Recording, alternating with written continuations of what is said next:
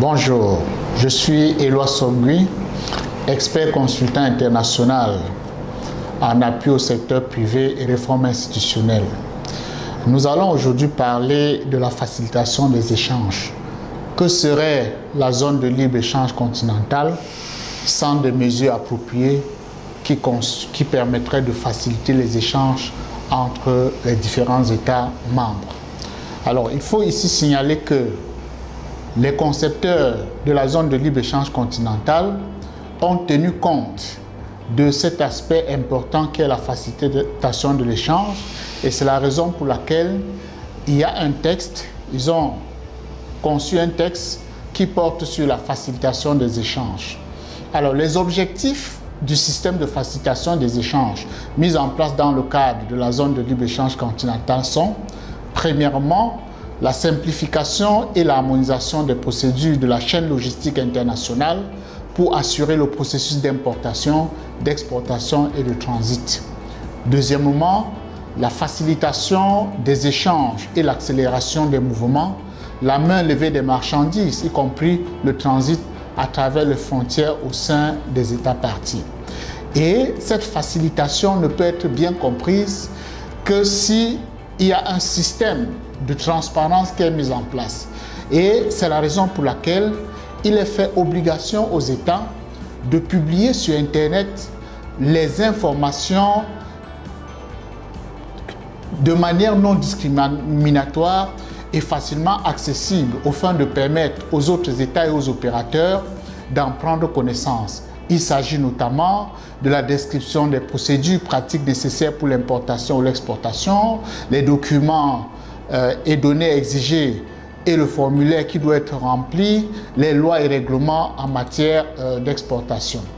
Alors, le deuxième élément de transparence, c'est le point d'information.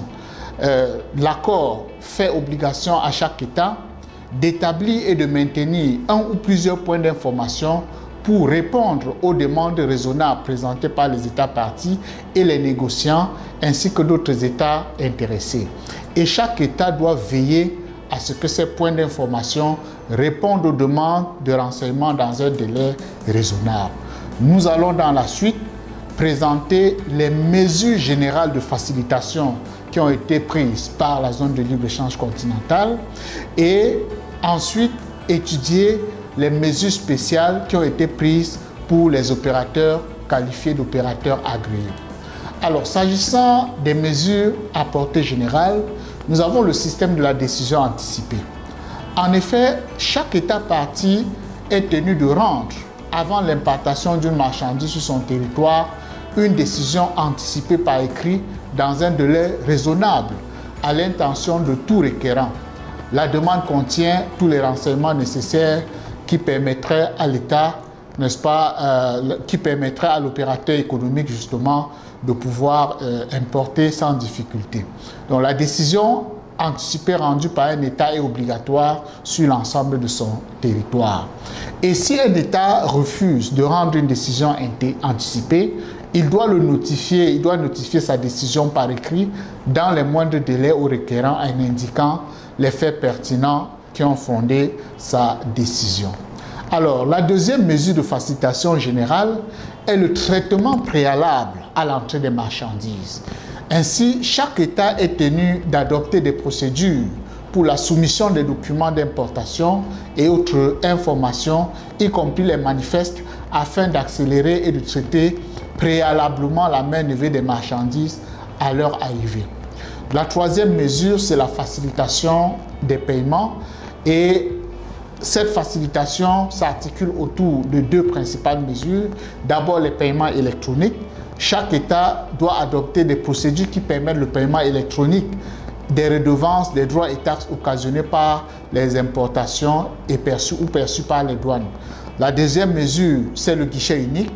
Les États parties doivent mettre en place un guichet unique permettant aux négociants de présenter les documents ou les données requis pour l'importation ou l'exportation ou le transit des marchandises à un point d'entrée unique aux autorités nationales.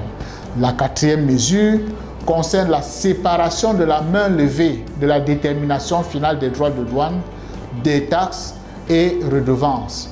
Chaque État est tenu d'adopter des procédures qui permettent la main levée des marchandises préalablement à la détermination finale des droits de douane, taxes et redevances.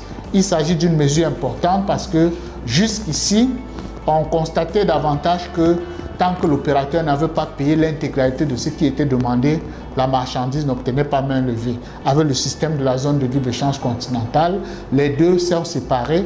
Donc, les pays qui reçoivent les marchandises doivent pouvoir donner main levée de la marchandise, quitte à déterminer les droits de douane que l'opérateur doit payer. Et une fois la marchandise sur le territoire, il pourra toujours payer. La quatrième mesure, c'est le contrôle après le dédouanement. En vue d'accélérer la main levée des marchandises, chaque État adopte un contrôle après dédouanement pour assurer le respect de la réglementation en vigueur. La sixième mesure porte sur les marchandises périssables.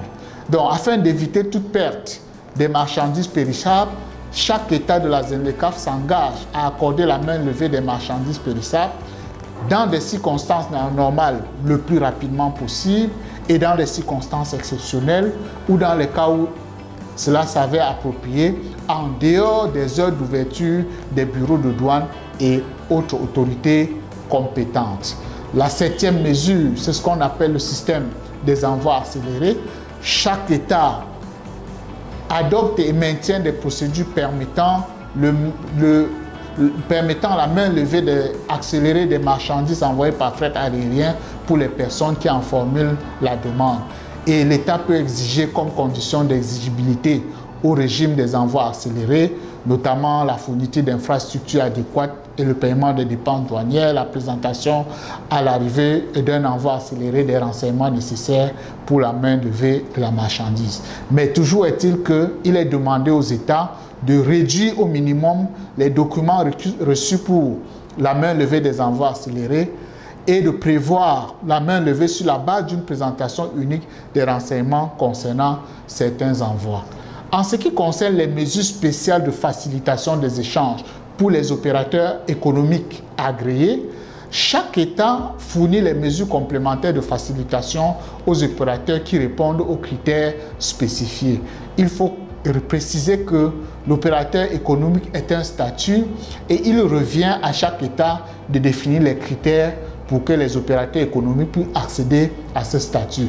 Ces critères pourraient inclure notamment l'expérience appropriée en matière de conformité avec la douane ou autre loi, le système de gestion des dossiers permettant le contrôle interne, la solvabilité financière, y compris les cas où cela serait approprié, des garanties suffisantes de sécurité et de caution, et la sécurité de la chaîne d'approvisionnement.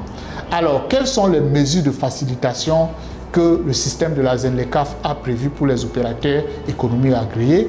Nous avons notamment l'exigence limitée des documents et des données, le faible taux d'inspection et d'examen physique le cas échéant, la main levée rapide des marchandises, le paiement différé des droits et taxes, l'utilisation des garanties intégrales ou réduites, la déclaration de douane unique pour toutes les importations et exportations dans une période donnée, le dédouanement des marchandises dans les locaux de l'opérateur agréé ou dans un autre lieu.